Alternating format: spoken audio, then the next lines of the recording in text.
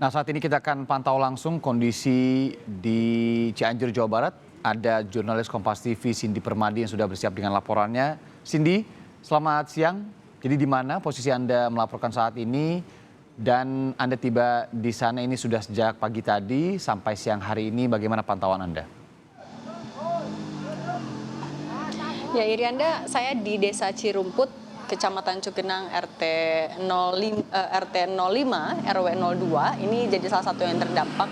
Dan kalau kita bandingkan dengan pagi tadi, sebenarnya kondisinya tidak jauh berubah. Karena untuk pengungsian yang digunakan oleh warga itu adalah masih pengungsian yang dibangun secara swadaya atau secara mandiri.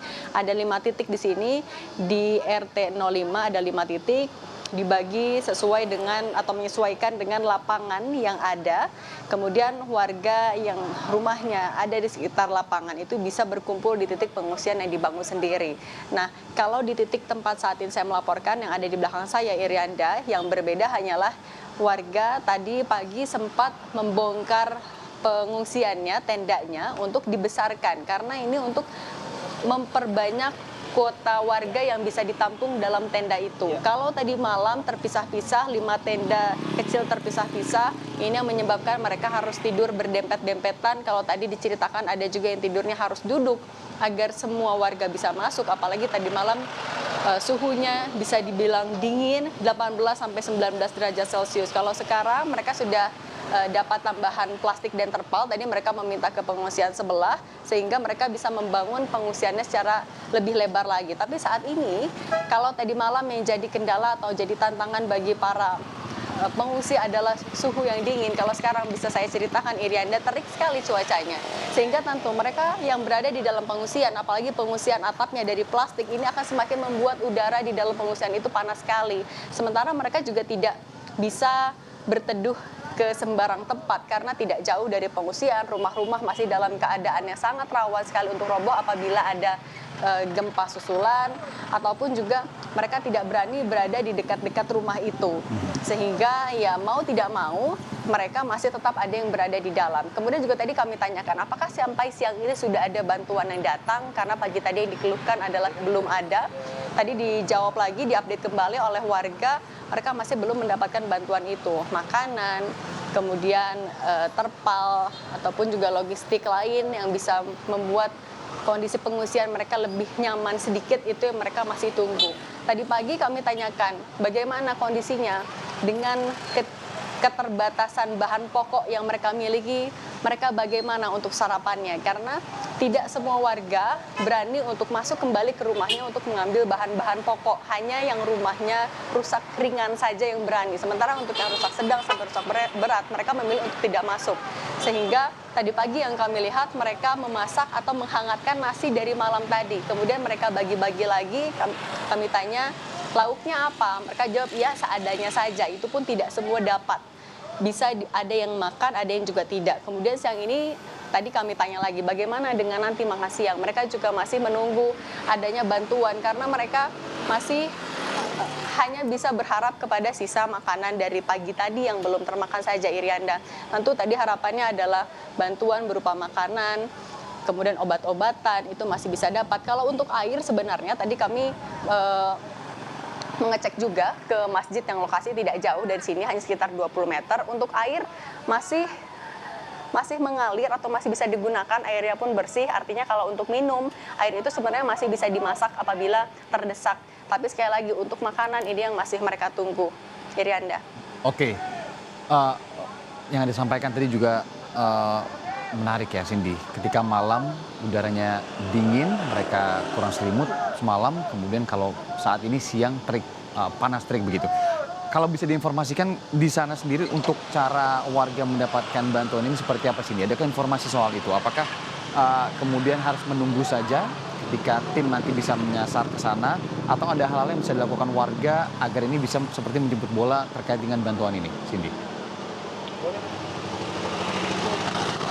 Sebenarnya kalau warga sendiri di sini dari yang tadi kami tanya, mereka lebih menunggu bantuannya. Karena sebenarnya juga kita tahu untuk bantuan-bantuan terpusat di posko utama nanti pemerintah atau tim gabungan akan memetakan titik-titik mana yang jadi prioritas. Dan sebenarnya untuk titik tempat saat ini saya melaporkan, Irianda dan juga saudara, ini bukan titik yang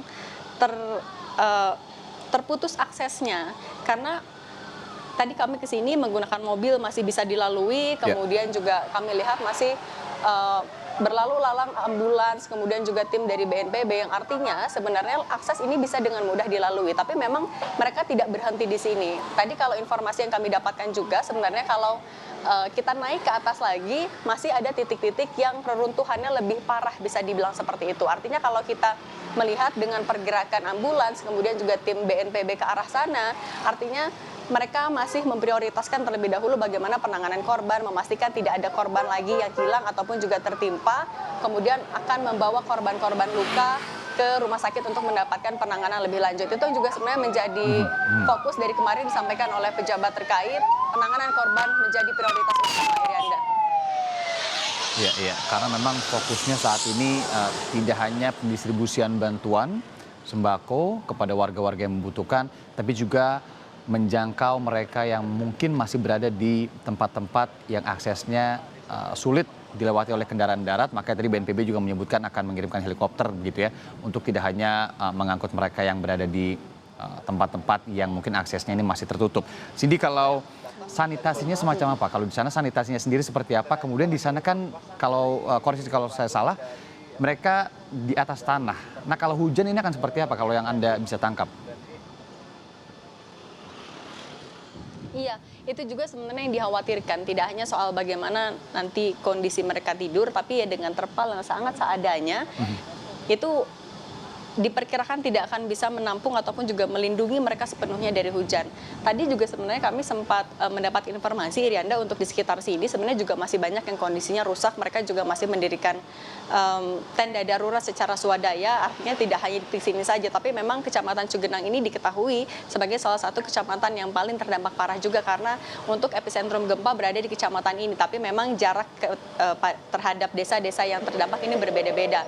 Tadi misalnya di salah satu desa yang tidak jauh dari sini, mungkin hanya 1 kilometer saja, tadi kami diceritakan oleh warga masih juga pagi tadi ada proses pengerukan karena akses sempat tertutup ketika gempa bermagnitudo 5,6, rumahnya roboh menutupi jalan. Nah, tadi pagi itu sudah mulai dikeruk menggunakan eskavator sehingga akses sudah bisa dilalui dan distribusi bantuan seharusnya juga sudah lebih mudah. Ini yang masih akan kita sama-sama lihat. Artinya kalau juga tadi dengan eskavator yang sudah bisa naik, ini akan semakin memperbesar harapan bagi para warga agar distribusi bantuan juga sudah semakin dekat dan sudah semakin mudah untuk diberikan kepada warga, terutama untuk pengungsi-pengungsi yang masih terbatas dengan akses makanan begitu, Irianda. Oke, tadi juga disampaikan ya oleh Cindy bahwa mereka juga membutuhkan makanan di sana karena memang ini makanan yang mereka tidak berani untuk mengambil bahan-bahan pokok yang ada di rumah karena masih trauma juga.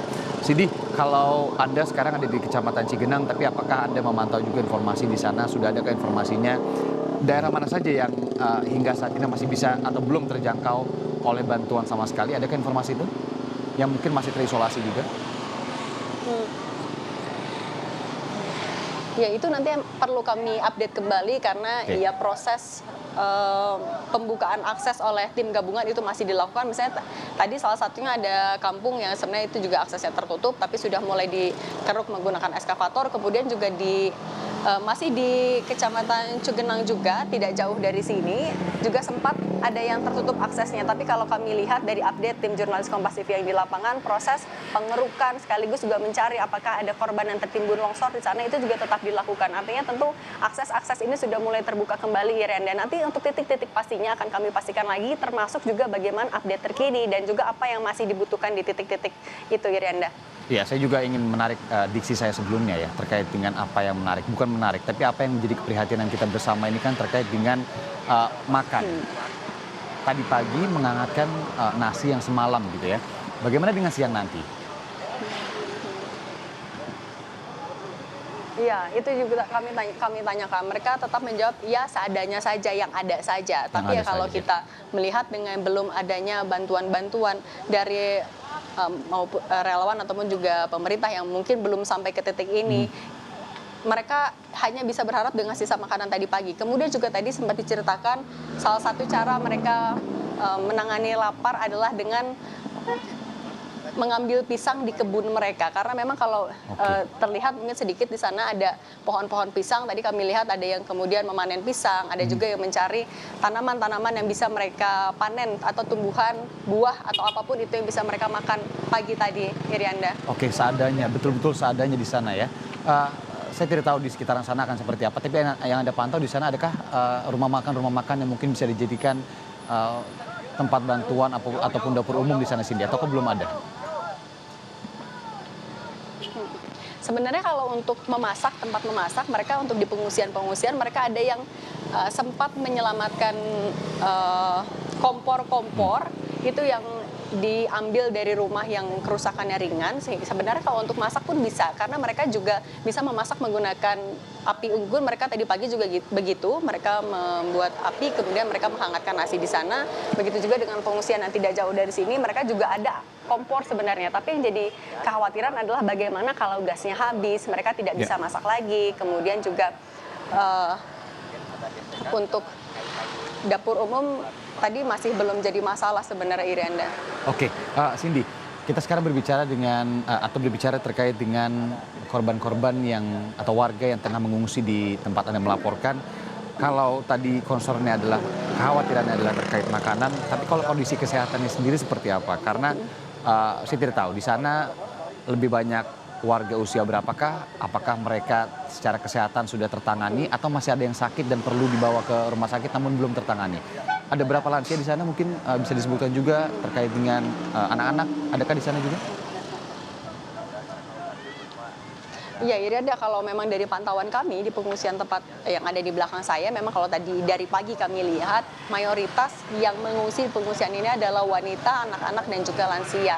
Untuk kondisi kesehatan, kalau dari tadi kami juga berbicara, sebenarnya mereka masih dalam keadaan yang sehat, tapi mereka memang masih dalam keadaan terguncang. Tadi juga kami melihat ada anak-anak yang terluka tapi sudah ditertangani. Tadi kami tanya apakah ini ditangani sendiri atau dibawa ke rumah sakit, tapi dijawab mereka anak-anak ini sudah dibawa ke rumah sakit, sudah ditangani dan juga sudah boleh pulang. Artinya sebenarnya untuk penanganan medis juga di sini sudah lebih cukup bagi mereka. Kemudian juga apabila ada yang masih sakit, sebenarnya lagi-lagi aksesnya terbuka. Apabila mereka memiliki kendaraan, mereka bisa membawa kerabat maupun juga keluarga ke rumah sakit terdekat yang masih bisa membuka pelayanan bagi korban terdampak, Irianda. Oke, Cindy, kalau kebutuhan memang terpusat di kantor kabupaten ya, kantor Kabupaten Cianjur, Jawa Barat.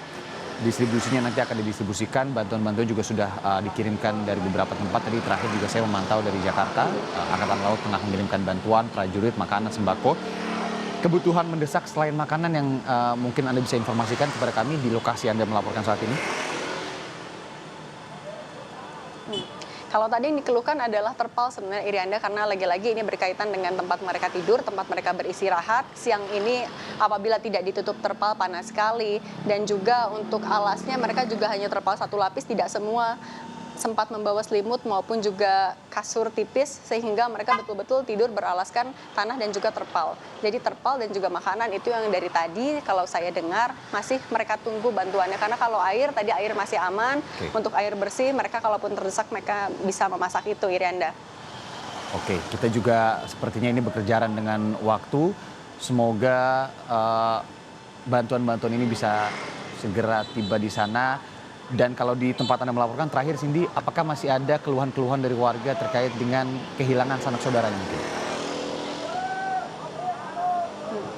Kalau di sini tadi sempat kami tanyakan juga, ini sebenarnya masih didata untuk secara lengkap ya, karena RT 05 RW 02 ini cukup luas sehingga masih dalam proses pendataan. Tapi kalau di tempat saat ini saya melaporkan tidak ada keluhan terkait hilangnya anggota keluarga. Tadi juga yang sempat kami lihat pendataan dilakukan terhadap warga yang rumahnya rusak berat.